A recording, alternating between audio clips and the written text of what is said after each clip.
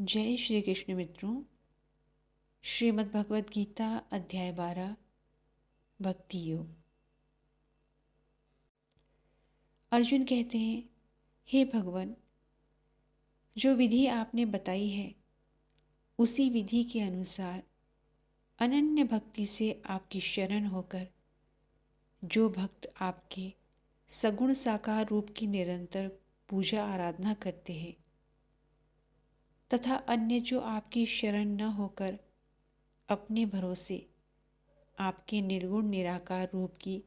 पूजा आराधना करते हैं, इन दोनों प्रकार के योगियों में किसे अधिक पूर्ण सिद्ध योगी माना जाए। श्री भगवान कहते हैं, हे अर्जुन, जो मनुष्य मुझ में अपने मन को स्थिर करके निरंतर मेरे सगुण साकार रूप की पूजा आराधना में लगे रहते हैं और अत्यंत श्रद्धापूर्वक जो मेरे दिव्य स्वरूप की आराधना करते हैं, वह मेरे द्वारा योगियों में अधिक पूर्ण सिद्ध योगी माने जाते हैं। लेकिन जो मनुष्य मन तथा बुद्धि के चिंतन से परे परमात्मा के अविनाशी, सर्वव्यापी, अकल्पनीय, निराकार, अचल स्वरूप की उपासना करते हैं, वह मनुष्य भी अपनी सभी इंद्रियों को वश में करके सभी परिस्थितियों में समान भाव से और सभी प्राणियों के हित में लगे रहकर मुझे ही प्राप्त होते हैं। अव्यक्त निराकार स्वरूप के प्रति आसक्त मन वाले मनुष्यों को परमात्मा की प्राप्ति अत्यधिक कष्टपूर्ण होती है, क्योंकि जब तक शरीर द्वारा कर्तापन का भाव रहता है तब तक अव्यक्त परमात्मा की प्राप्ति दुखप्रद होती है। परंतु हे अर्जुन, जो मनुष्य अपने सभी कर्मों को मुझे अर्पित करके मेरी शरण होकर अनन्य भाव से भक्ति योग में स्थित होकर निरंतर मेरा चिंतन करते हुए मेरी आराधना करते हैं, मुझ में स्थिर मन वाले उन मनुष्यों का मैं जन्म मृत्यु रूपी संसार सागर से अति शीघ्र ही उद्धार करता हूँ। इसलिए हे अर्जुन, तू अपने मन को मुझ में ही स्थिर कर और मुझ में ही अपनी बुद्धि को लगा। इस प्रकार तू निश्चित रूप से सदैव मुझ में ही निवास करेगा, इसमें किसी भी प्रकार का संदेह नहीं है। हे अर्जुन, यदि तू अपने मन को मुझ में स्थिर नहीं कर सकता है तो भक्ति योग के अभ्यास द्वारा मुझे प्राप्त करने की इच्छा उत्पन्न कर। और यदि तू भक्ति योग का अभ्यास भी नहीं कर सकता है तो केवल मेरे लिए कर्म करने का प्रयत्न कर। इस प्रकार तू मेरे लिए कर्मों को करता हुआ मेरी प्राप्ति रूपी परम सिद्धि को ही प्राप्त करेगा। और यदि तू मेरे लिए कर्म भी नहीं कर सकता है तो मुझ पर आश्रित होकर अपने सभी कर्मों के फलों का त्याग करके समर्पण के साथ आत्म स्थित महापुरुष की शरण ग्रहण कर उनकी प्रेरणा से कर्म स्वतः ही होने लगेगा। बिना समझ के मन को स्थिर करने के अभ्यास से ज्ञान का अनुशीलन करना श्रेष्ठ है। ज्ञान से ध्यान श्रेष्ठ समझा जाता है और ध्यान से सभी कर्मों के फलों का त्याग श्रेष्ठ है, क्योंकि ऐसे त्याग से शीघ्र ही परम शांति की प्राप्ति होती है। जो मनुष्य किसी से द्वेष नहीं करता है, सभी प्राणियों के प्रति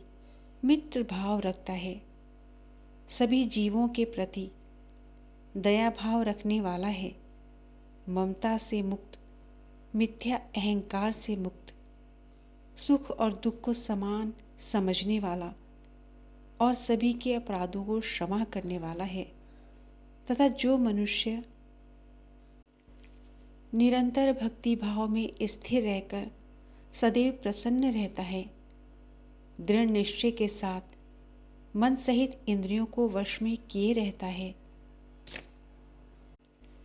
और मन एवं बुद्धि को मुझे अर्पित किए हुए रहता है, ऐसा भक्त मुझे प्रिय होता है। जो मनुष्य न तो किसी के मन को विचलित करता है और न ही अन्य किसी के द्वारा विचलित होता है, जो हर्ष संताप और भय चिंताओं से मुक्त है, ऐसा भक्त भी मुझे प्रिय होता है। जो मनुष्य किसी भी प्रकार की इच्छा नहीं करता है, जो शुद्ध मन से मेरी आराधना में लगा रहता है, जो सभी कष्टों के प्रति उदासीन रहता है और जो सभी कर्मों को मुझे अर्पण कर देता है, ऐसा भक्त मुझे प्रिय होता है। जो मनुष्य न तो कभी हर्षित होता है, न ही कभी शोक करता है, न ही कभी पछताता है और न ही कामना करता है, जो शुभ और अशुभ सभी कर्म फलों को मुझको अर्पित कर देता है, ऐसी भक्ति में स्थित भक्त मुझे प्रिय होता है। जो मनुष्य शत्रु और मित्र में, मान तथा अपमान में समान भाव में स्थित रहता है, जो सर्दी और गर्मी में, सुख तथा दुख आदि द्वंद्वों में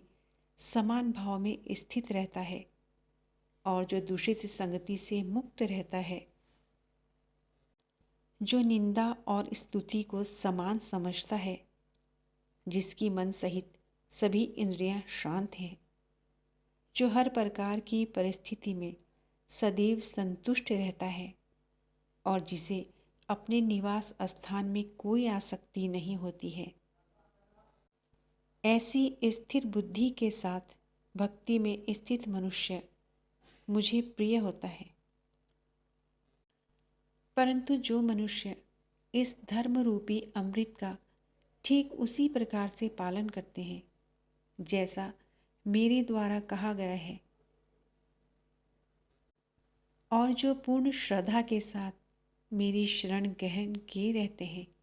ऐसी भक्ति में स्थित भक्त तो मुझे सबसे अधिक प्रिय होता है। इस प्रकार उपनिषद ब्रह्म विद्या